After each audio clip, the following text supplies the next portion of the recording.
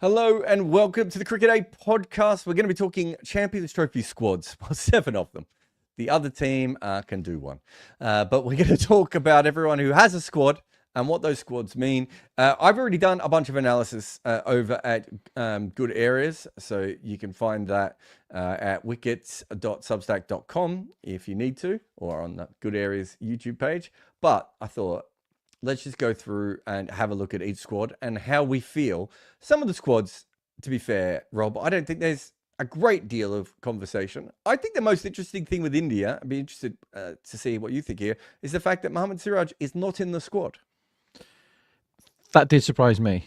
If I was selecting the squad, he wouldn't have been in it.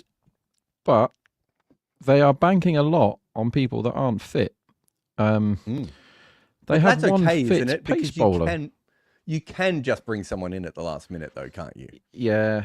I mean, I don't know. Again, are we still thinking that Bumrah doesn't play in the group, and we're still thinking that Shami may or may not be fit, and nobody knows? Because that's the latest I've got. I would assume that we start to see Shami play a little bit more, but yeah, you're right. Are you surprised that there's only 3 seamers? I'm very surprised when only one of them is fit to bowl. Yeah. I mean, how much heavy lifting has Hardik got to do? Because that is something that has not suited him throughout his career, when he has to definitely bowl 10. Yeah, I think that is a squad that doesn't fill you with as much confidence as some of their others. But what happens with betting a lot is that people look at the names and just go from there and don't really think about much else. And on paper, those names are amazing, aren't they? Bumrah, Shami, Arshdeep, Kuldeep, Washington, Axar, Jadeja. Like, that's plenty of bowling with Hardik giving you some more bowling. So but boil down into it. Yeah, since the last time we talked, they're still at around 2-1. So not much has changed in terms of the odds at all. No, they've gone out a fair bit, Betfair wise. Yeah. So on Betfair. So what are they on Betfair? So Betfair now, there's only pennies up there, but as I'm talking to you now, no one's really had a bet. But you can have 50 quid at 3.85 if you want, which is much more realistic than the last time we spoke. Was that a week ago? Where they were basically a whole point underneath that. So that's quite a big move. That's 2s interesting, to the nearly actually. 3s. But it was for all the reasons that we said.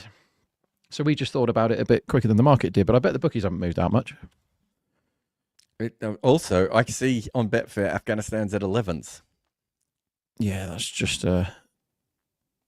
there's quite a big gap between the back and lay. But again, we were on the value. If you listened to us last time and you laid the hell out of India and smashed Afghanistan at 60 or whatever they were, you are in fine shape without a ball being bowled a week later.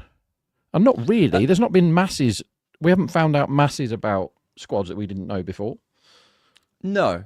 So with India, I think what we talked about last week hasn't changed all that much, or whenever we talked about them a couple of weeks ago, because essentially they are still in the easier group. Them and South Africa have a lot of problems with injuries to fast bowlers, which we knew again last week. Everything else is fine here, other than the fact there's a lot of people very upset that Karan Nair didn't get picked, and Karan Nair was never going to get picked. No, he wasn't. He was never in the conversation, even though he is churning out bundles of runs at home. I think the fact that he completely disappeared from Test matches after scoring a 100 deserves more conversation, but that was a while ago. All right, so India have gone out a little bit on Betfair, but on the other markets, not so much. Bangladesh. Okay, so their squad, of course, the big name is that Lytton Das is not playing. Yeah. They are the absolute outsider of this tournament. I can't think of anything I'm excited about with them outside of Nahid Rana. Like, I don't see anything within this squad where I'm like, oh, I mean, maybe Rishad Hussain bowling a little bit could be fun as well. I think the bowling could click. So let's say, like, Mustafiza has been on a reasonably steady downslope the last couple of years, but he has been a great bowler. Taskin has a great spell in him. We're all very excited about Nahid, who could be anything, but we know he's wheels. Nassam can chip in. Mahedi's a really good cricketer. Like, the bowling, and we've seen Rishad bowling a lot, and he has a magic ball in him. Whether he has a magic spell in him. Yeah, he's probably got one in him in the Champions Trophy. Nothing bankable, hence big outsiders of the competition. It would be an enormous surprise they win. But you look at the batting and you can't make the case. Like Shakib at least held it together. You can't really make the case. You know, Mamadullah has had the odd tournament where he's just ridiculous. Yeah, one of the World Cups is absolutely mental. 15 maybe. They need things like that to happen to multiple people that haven't done it for ages. So that's why you can't make the case. It could happen. It's extremely unlikely that it happens. They don't match up very well against other teams in this. They would need pitches to suit them. And when you do your pricing and your ranking teams against each other, it's very difficult to make the case that Bangladesh are stronger in any area than pretty much anybody else. I think the bowling will probably be underrated. I think that'd be the angle I'm looking for with Bangladesh, is to, if those quicks are firing and conditions suit the spin as well, I think they could clang a team out for not many. I think that might happen once in this tournament. How do they win it, Jarrod? They don't win it. They're not going to win it. They're not going to get out of their group. You can get them at 80-1 with bookies at the moment. So if you do believe in Bangladesh, there's certainly some value in the market there. They're only about 20s on it, Betfair Exchange, by the way, but on everywhere else you can get them. The thing is, I like your idea about the bowling, but in order for me to buy the bowling, I think their batting has to be consistently good enough to make 250 to 280, probably 280 to 300, right? And I just don't see that in this lineup. Watching them against, when was the last time we saw them play one day? So the West Indies. I probably saw quite a bit of that series. They just kind of get stuck and they don't go anywhere, right? Yeah. It's just frustrating. They never have that bit where somebody bombs 40 off 13 and just rescues an innings that was going nowhere, and then someone goes bananas for 3 overs. They don't have that, do they? They don't have anyone that does that. And okay, if Mushfiqur is mega set or Mamadullah is on one, they have the ability to do that. But every other squad, you can pick out 3 guys that can do that, except for Pakistan, who haven't announced their squad and we don't know who's playing in it. Do you want some lit and dust stats? Hit me. In 2023, he played 29 ODIs and he averaged 26, right? Then he played 5 more in 2024. What do you think his average was in 2024? 5 ODIs. 14. 1.2. I was 10 times too high with a low answer. You couldn't have guessed that, right? Like, it's so... No. When it came up, I was like, have I misread that? And then I was like, he made 6 runs. And I do remember now that he went through a really bad trot. But there's a difference between a really bad trot and 6 runs in 5 games. Goodness gracious me. Yeah, you can understand the decision. Yeah, and obviously Shakib can't bowl, so that was the other change there with Shakib not being able to bowl. All right, New Zealand.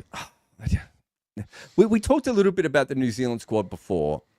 What's the path to victory with New Zealand? Is it 280 to 310 totals and then Matt Henry ripping out the top order? Is that the path to victory? I think the path to victory is... You remember when the World Cup came to England and everybody said it's going to be 350 shootouts every game, and there'll be someone will get 500 and all this. And as it transpired, 270 was good for most games. That's the kind of pitch New Zealand want. That's why they nearly won that World Cup in England, because they turn every game into a scrap. And that's what New Zealand's route to victory is. And they probably need the good Lockie, who has just injured himself again, I think. So the good fit Lockie is something that's extremely difficult to get hold of. But if you can get hold of him, wonderful. They need the old guys to step up a bit. Conway has flattered to deceive for a while now. I've had to get my eyes re-bleached and taken out and put back in again after watching Kane Williamson in these franchise competitions coming in ahead of people that are miles better than him every game. Not just coming in ahead of, like, it's a stupid point, and I've been talking to Neil Manthorpe, who's been writing about this all week, and it's just like he sent me a message going, "Can you tell me why Quinton de Kock's at 4 and Klaasen's batting at 5 and 6 in some games?" And I was like, not only can I not tell you why that has happened, they've ended up with 3 right-handers at the top of the order there. And then the third right-hander is not even someone who's coming in for matchups or anything, right? Like they're not even using. The other night he came in when they needed to kick on. And it was like, it doesn't make any sense the way that team goes at the moment. Okay, one-day cricket. So here's the thing. And you've better bet on a lot more international tournaments than I have. International tournaments are generally low scoring. Yeah. Throughout the history of our game, every time, Champions Trophy, T20 World Cup, ODI World Cups, they are generally low scoring, right? So if that is the case, does that not bring a side like New Zealand in with the sort of Conway, Latham, Williamson, Young type of guys? Yeah, it's, as I said, if it's one of those lower scoring and they can turn it into a scrap, and where New Zealand are so good, if par is kind of on the lower side of median scores or average type scores, like par, if Bangladesh, that's the trouble. Bangladesh have an attack that can restrict you to par, but they don't have a batting unit that can chase par. Whereas New Zealand, if it's 250 and it's a bit tricky, they've got the guys that have been there and done it. And if Kane and Latham have got a score at 5 and over for 2 hours, they can do that. Then they're low volatility, New Zealand, with their lineup the way it is. But they do have a few guys that can bash it. And as we know in ICC tournaments, you rule New Zealand out at your peril. It would not surprise me at all if they qualified for the semis, and then once again they're 2 games away from a trophy. Yep. They are 8-1 if you want to put a wager on them. As we said before, Bangladesh, Pakistan just haven't put a squad in.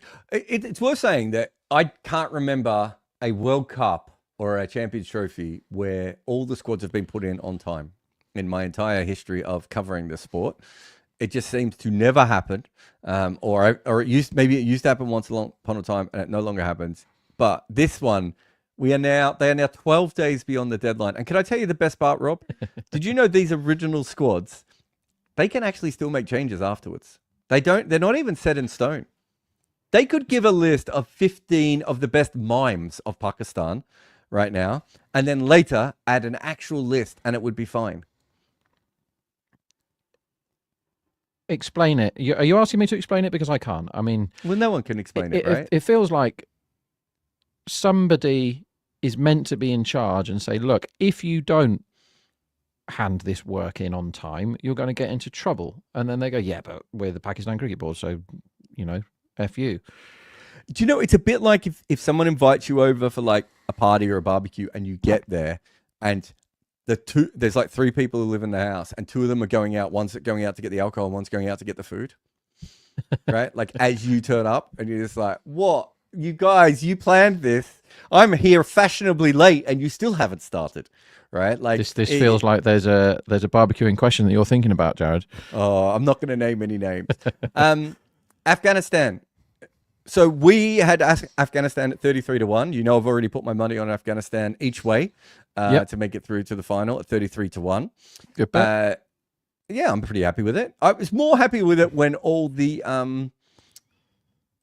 political pressure was going on, and I thought there was a realistic chance that England might just not play Afghanistan. Sadly, the political pressure has died down a little bit now, so they might have to get there on merit. Boring.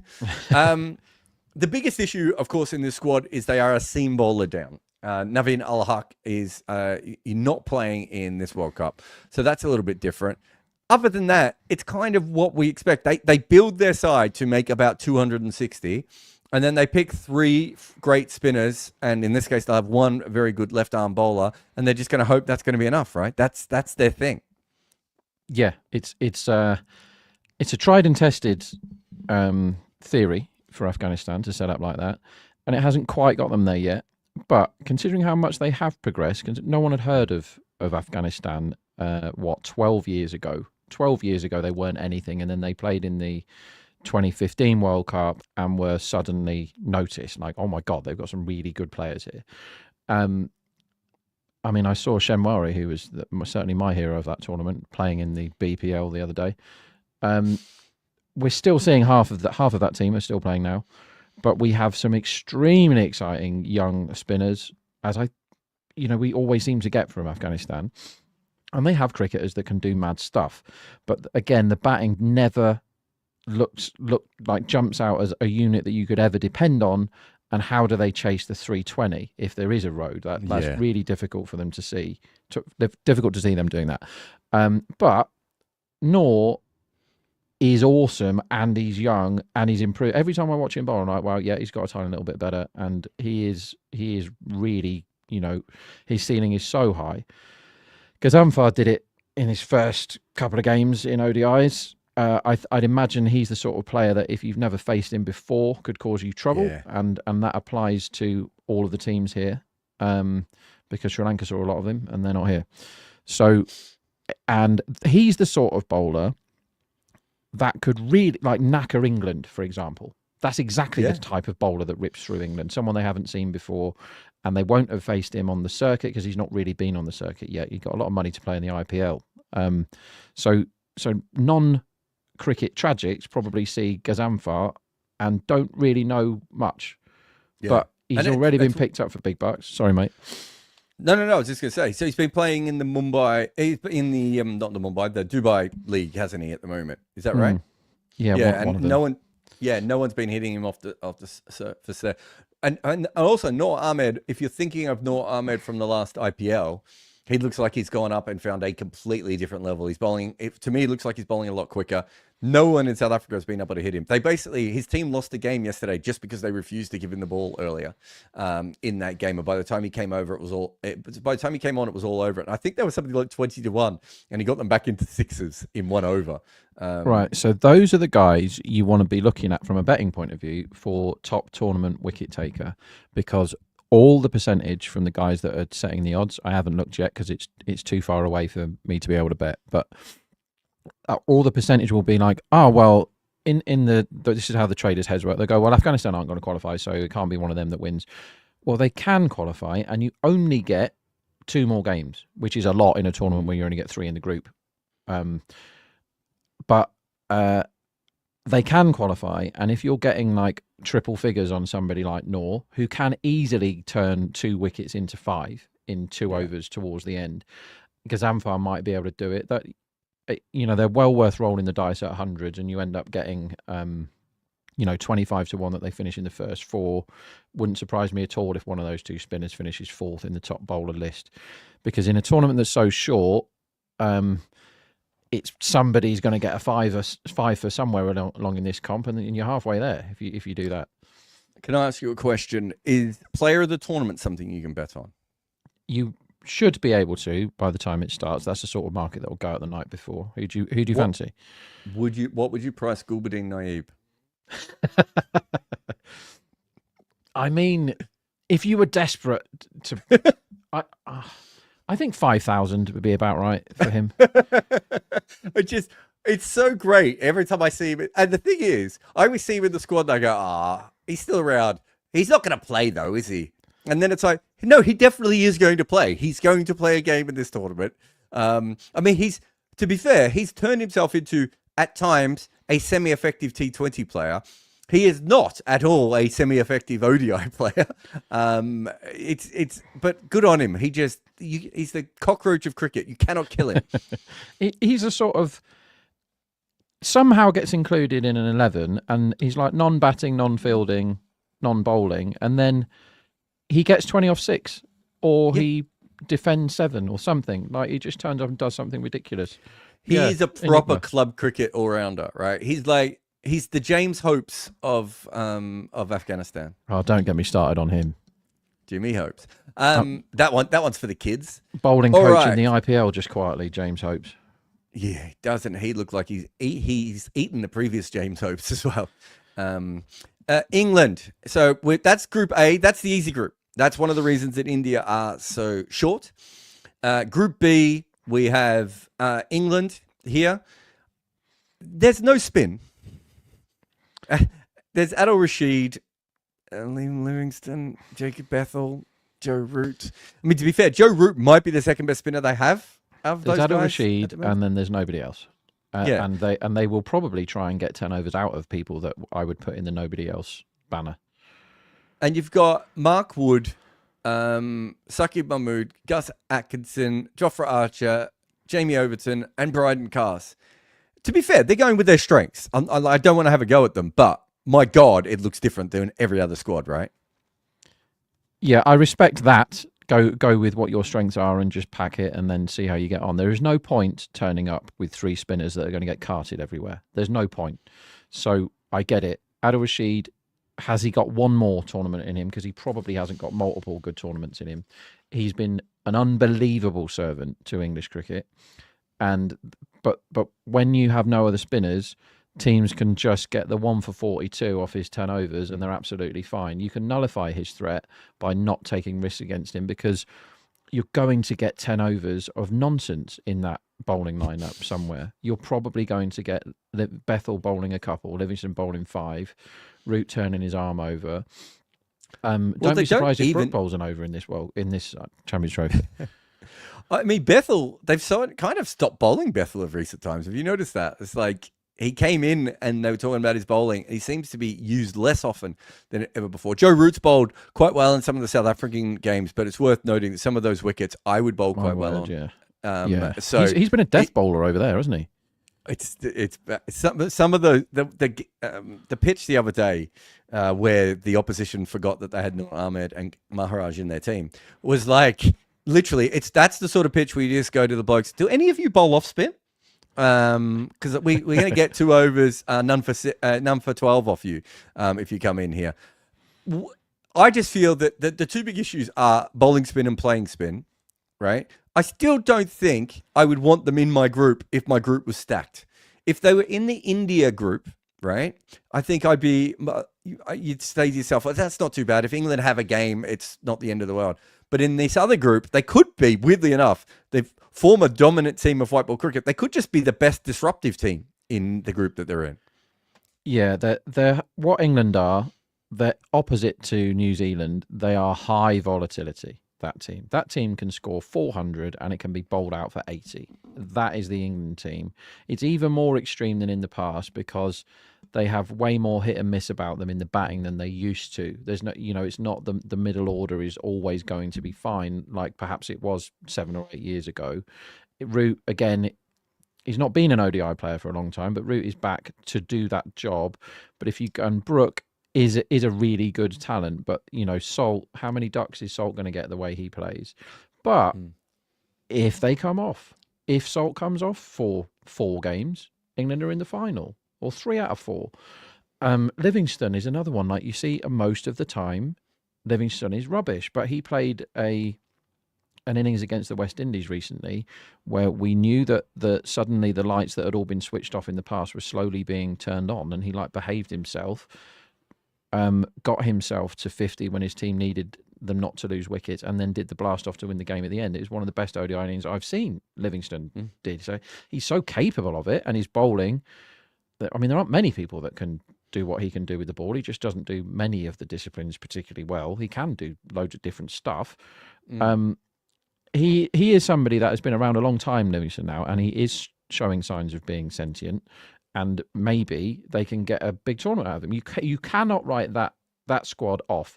Again, on paper, if you said to anybody, we've got Jofra Archer and Mark Wood as our pace bowlers, everybody would go, well, we'll swap. We'll have those. That is awesome on paper. But we both know that Archer isn't the Archer that he used to be. And Mark Wood is fit 1 game out of 3. So and then Jamie Overton, he's along for the ride. He faces 8 balls and doesn't bowl in half the games. Oh, that's a lovely gig, isn't it? Is that the best gig ever? You're a bowler. You don't bowl, just face the last 8 balls. Is Jamie Overton the Gulbuddin Naib of England? Maybe. Yeah, he must be really fun. I was at his test debut when he got 97 or whatever it was. He looks a proper player. I reckon I saw him make 90 odd for Surrey at Beckenham once as well. He's obviously talented, but it's like I don't understand what they think they're getting out of him at the moment. Just on Livingston, that innings he played against India the other day, the 2-ball duck was one of the worst 2-ball ducks you will see. There aren't many good 2-ball ducks, but that one was one of the worst. England are about 5.5 to 1. At the moment, I think that's probably fair. You can get them on, let's have a look on Betfair there. You can get them at 7s. There isn't much money in that market if you want to put that Sorry, you get him at sixes. On Betfair, I should say. So around 6-1, really, depending on where you want to make your bet, which seems a bit short to me because of the group that they're in. And the group that they're in includes Australia. I don't know what the most surprising thing is here. Is it Aaron Hardy is in the side? But I suppose with Cameron Green injured and Mitchell Marsh maybe not bowling all that much and Marcus Stoinis being more of a part-timer in one-day cricket, I wonder if there's just an element of they can bring him in, or maybe they want some flexibility of one game and they want to use him as the new ball bowler to get away. But if he doesn't bowl with the new ball, I'm not sure he's really going to be that handy with the older ball at any time in Pakistan. So I don't really understand the Aaron Hardy mojo there. But they've got, with Travis Head, Matthew Short, and Glenn Maxwell, they've got a lot of part-time off-spin if they need it. They've got a lot of part-time everything if they need it, Oz, but they do have all the bases covered. But as you said, the all-rounders that they perhaps would have wanted to play more are either not in form or injured. Like Green is a hole in your ODI squad because he can bat and bowl, and field, to be fair. Marsh is in bad form, but Hardy bowled once in the whole of the Big Bash, and what did he bowl? He bowled 2 overs in the middle, none for 14. So that isn't any kind of bowling legs to have going into a tournament. He's in his injury recovery, but he's also injured. That's how I see it at the moment. It's like between him and Mitch Marsh, they're hoping they could get 4 overs per game if they both get played. Yeah, and it doesn't quite work, does it? They need to keep Marnus away from bowling. That seems to be something that people forget. Disagree. You want Marnus to bowl more? What if you need 4 overs of bouncers? Did you see him? He bowl in the really funny Renegades game in the Big Bash. First time I can remember, 2 of the Renegades 5 bowlers got hoofed for running down the pitch. So 2 of them got thrown out, and Marnus had to bowl. He doesn't play for that team. Must have been a different game. Marnus, anyway, in one of them, Marnus had to bowl 1 ball at the end of an over because whoever it was had been kicked out of the attack. And it was the piest pie ever that got smacked for 4. And another time he came on to bowl in his one game, he's Heat, isn't he? One game he came on, and he just tried to bowl bouncers, and they're like, "What are you doing?" And the first one went straight through the keeper for 4 byes. And it's like, you must have told him you were going to bowl it. Like, you must have scratched your head or put your hand in your pocket before you bowl. But there was none of that going on. But yeah, that Renegades game was so funny. Josh Brown bowled the 20th. Is that a pitch where if you run on it, it might actually be improved? I don't know what they were doing, but yeah, he I think his first 7 balls went for 21, and then he had to bowl the 20th over to batsman. Anyway, enough about that. Okay, Australia, around 3.5 to 1 at the moment. That's with all the bookies combined. You can get them on Betfair at 4.6, but there's almost nothing in the market if you want to back them there. I feel like you like Australia.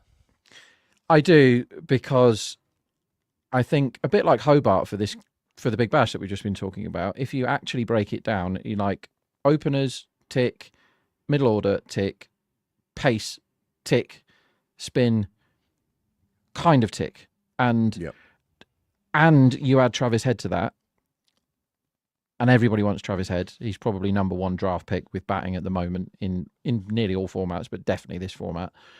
You go, well, that team, if you're in trouble, you've got Smith and Smith too in the middle order.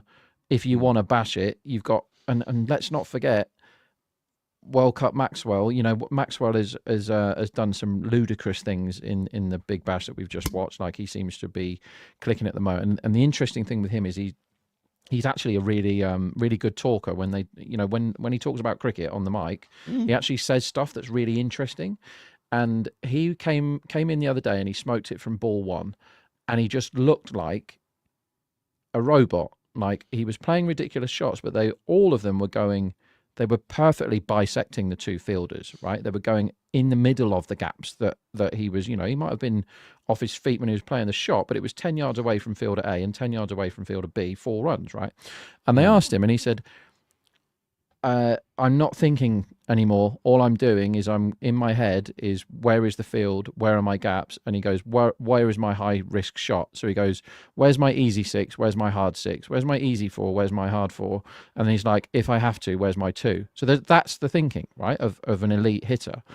And he's in great form. So I like Australia because I think a lot of teams you go, well, if this guy fires, they'll be fine, and that's too much of a risk over a long tournament. But if Stoinis or Maxwell or Travis Head fires, then they've done it. Where if 2 of them fire, they've murdered you. Whereas most teams have got 1 person rather than having 3. So yeah, I like Aussie's chances. It's just the people I have a problem with, Jarrod. Yeah, fair enough. Get on to South Africa. So they have Marco Jansen and Kikisa Rabada. Great. Unranked Nortje is injured. Lungi Ngidi was injured, then he was fit, then he was injured again. Jarrod Coetzee is injured. Bo Hendricks is injured. Lizard Williams is injured. Wian Mulder is currently playing as a batter, and Nandre Berger is currently injured.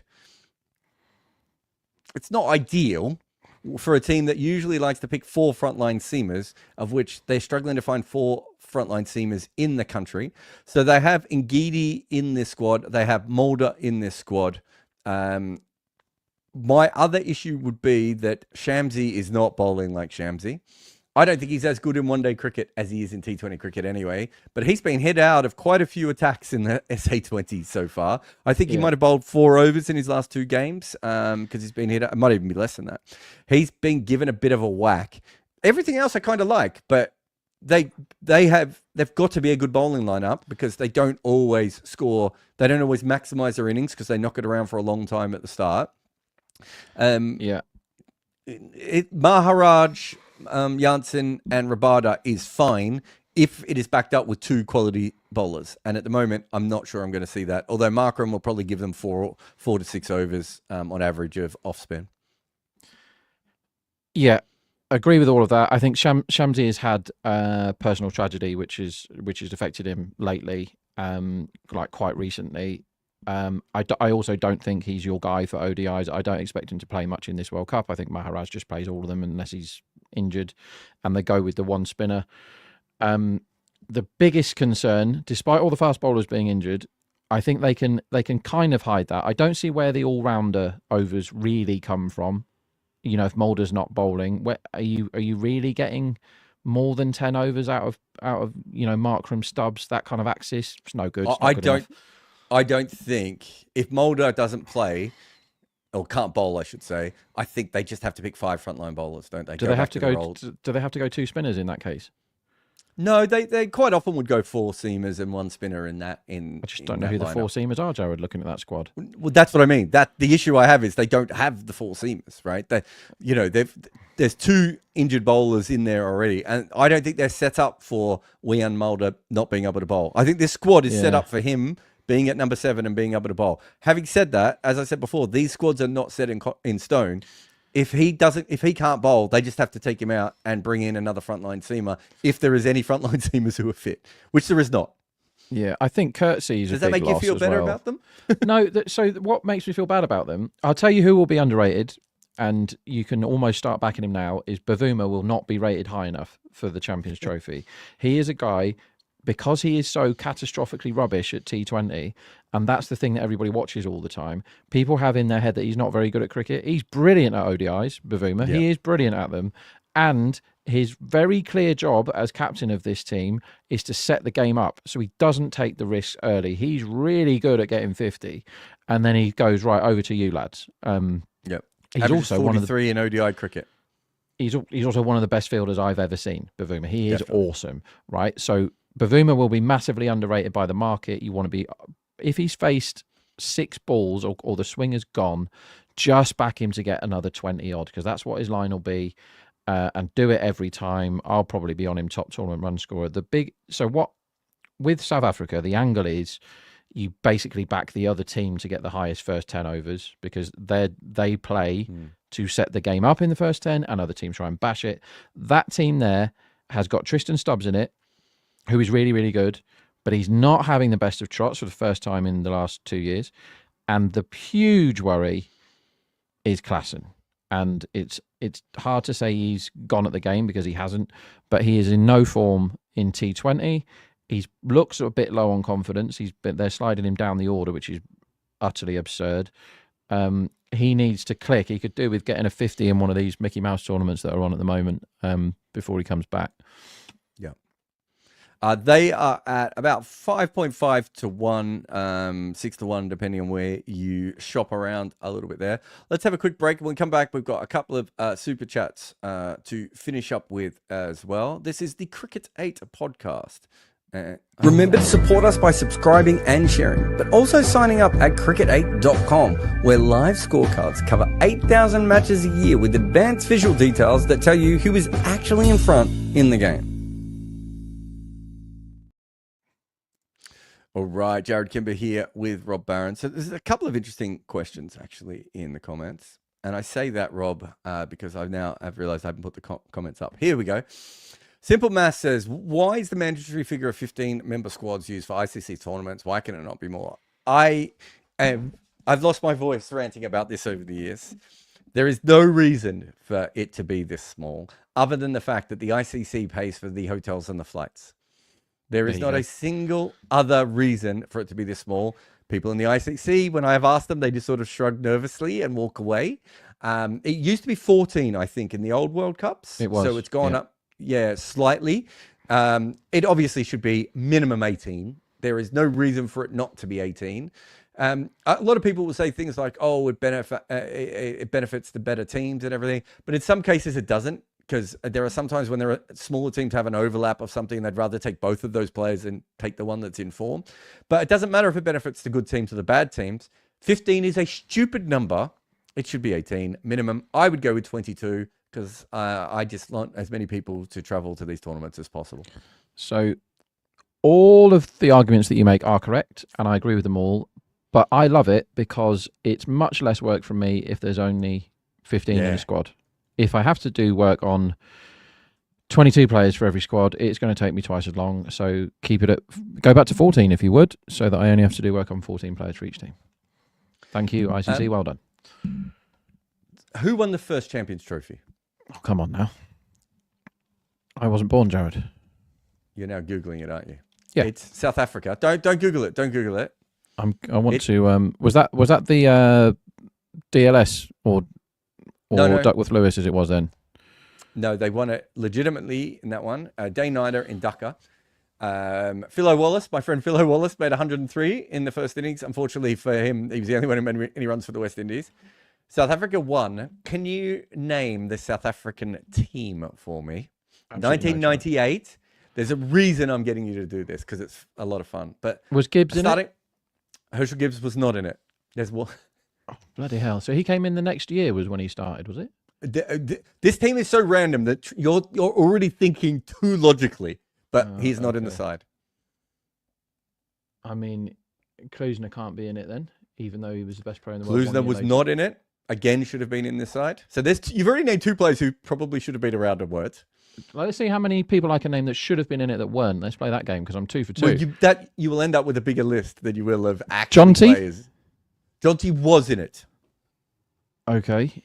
I mean, Callis probably should have been in it. Callis was in it. Man of the match, I think, in that game. Okay. Don't start me on him. He took wickets, didn't he? Yeah, he took a fifer. Oh, That's why. It wasn't his batting. His batting was his bowling. 2 for 2. Let's go. Nicky Boyer. Was he in it? Nicky Boyer was in it. And that's a good pull. Not the most random player in this, by the way. Not even by a long shot. Andre Adams.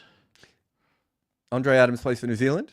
Okay, definitely not him then. Paul Adams, I meant. You meant Paul Adams? Yeah. Oh, good guess, because it was in Bangladesh. Nope. So you're 3 and 3. Oh, come on now. First to 5 wins. of one half of my brain against the other half of my brain. Yeah. The constant battle. Crap. See, like the name Alan Donald keeps coming, but there's no way he's in it because it's too random. Alan Donald is not in it? Yeah, of course he isn't. Oh no. These are all sound options you've gone with too. Let's go. So there's two players in my head, right, that I used to, when I first started betting. I think Borta Dipinar was a run machine, but he might be a little bit later than that. Is it too late? He's not in it. Oh, crap. So, give me the names. This is it. Why didn't I say Boucher? Why didn't I say Mark Boucher? Do you know what? He is in it, but looking at this side, when I read it back to you, you'll understand why even Boucher was a risk. Okay, Opening the batting for South Africa was Daryl Cullinan.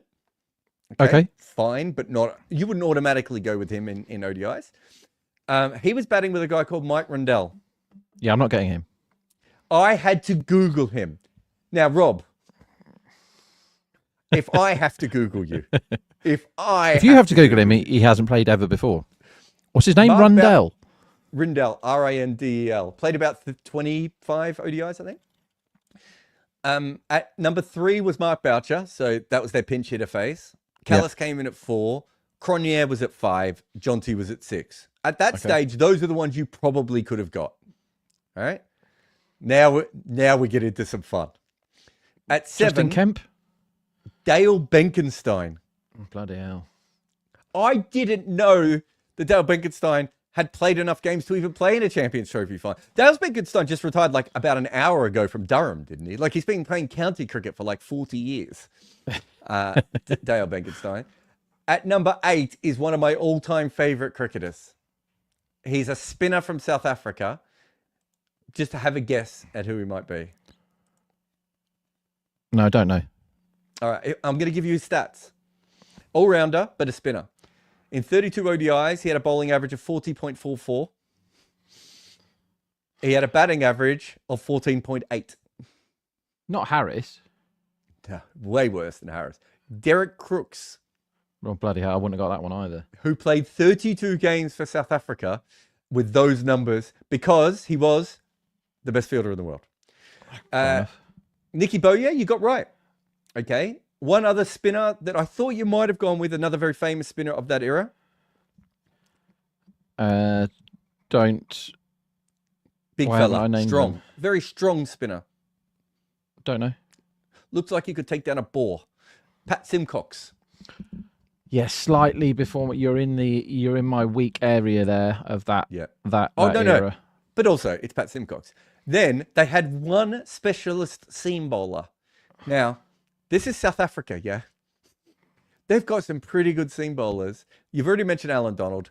Sean Pollock would be the other option that would be automatic. But there's plenty of other very good... No, it's Steve Elworthy. Oh, my God. Was their seam bowler. So they had, in their only ICC trophy that they have ever won, Rob, they had Mike Rundell, Derek Crooks, Dale Benkenstein, Steve Elworthy. What a fantastically odd team that is. And if you go through the next 2 winners, I think it's the next 2 winners as well. I might have got my years wrong. But if you go then there was the New Zealand winners, and then there was the West Indian winners, you get just as many random players that you have never heard of. Like it is the most bizarre list of... So the seam bowling attack for the West Indies was Ian Bradshaw and Corey Collymore when they won it. They also had Ryan Hines. Yeah. New Zealand had Roger... 2 Hines, didn't they? That West Indies team, Wavell open. They did. They had Wavell as well. Well, look at you. They actually had a really famous middle order because they had like Sarwan and they had Gale, but they had Sarwan, Chandrapal, and Lara in the middle order. But the rest of the team is just random. I went to quite a few of those games. New Zealand had Shane. Oh, I've forgotten his name now. Is it Shane Jacobs and Jeff Allett as their opening bowlers? Roger Toos, Craig Spearman.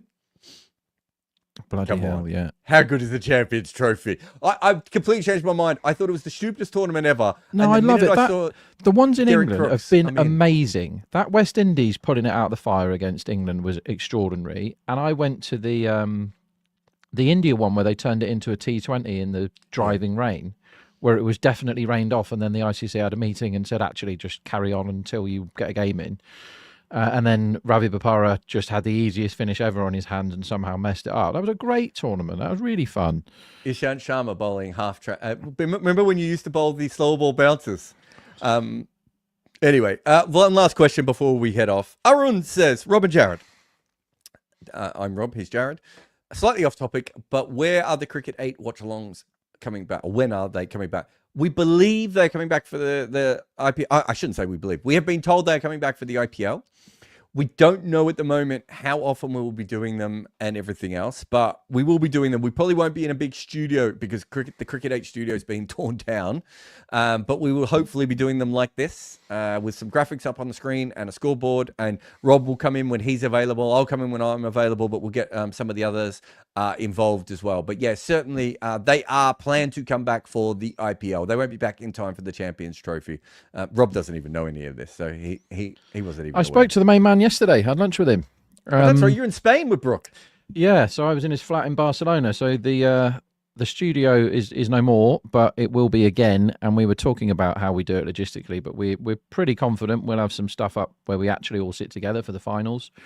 Yeah. And as far as the other things go, you might see us like this in studio. You know, me and mine and you and yours, and we just chat to each other about how crazy all these teams are for not letting their good bats go up the order. Sounds great. Oh my god. It's probably best we haven't been. You've been doing the Big Bash and I've been doing the SA20. It's probably good that we haven't done the same T20 tournament because we've both been moaning to each other about these separate tournaments. Do you want the best bet of all time before we go? Yes. And this is something that I don't often do is give out unbelievably good bets on these podcasts. When we did the watch-alongs, I used to give them every 5 minutes for people that could be, that were tuning in. But I'm just going to read you out Hobart's first over scores in this Big Bash, right? I'm doing all the work for you. First game first, most recent last. 6, 8, 14, 8, 8, 15, 17, 17, 17, 15, right? Just to recap, last 5 games, haven't got lower than 15. Whole tournament long, haven't got lower than 6. If you're good at looking around, you will find over 5.5 for the first over is a line that some bookmakers think. That's over 5.5. That is absolutely mental. Thunder's first over conceded is 12, 5, 7, 8, 5, like pretty normal. 15, 10, 7, 8 the last 4. 15, 10, 7, 8 against whatever I just said it was. 15, 17, 17, 17. Off you go. Fill your boots. It's important that you all know that this means that Rob has already laid all of his bets on this, and that's why he's allowing you to go in and smash these lines. I mean, what? I haven't got all the bets I want, but there you go. That's from me. Merry Christmas.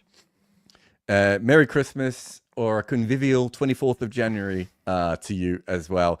Thank you very much for everyone popping on for the Cricket 8 podcast. We'll be back again next week. Rob Barron will be with someone else. Jarrod Kimber will be with someone else, but we'll always be who we are, whatever that may be. Goodbye. Remember to support us by subscribing and sharing, but also signing up at cricket8.com, where live scorecards cover 8,000 matches a year with advanced visual details that tell you who is actually in front in the game.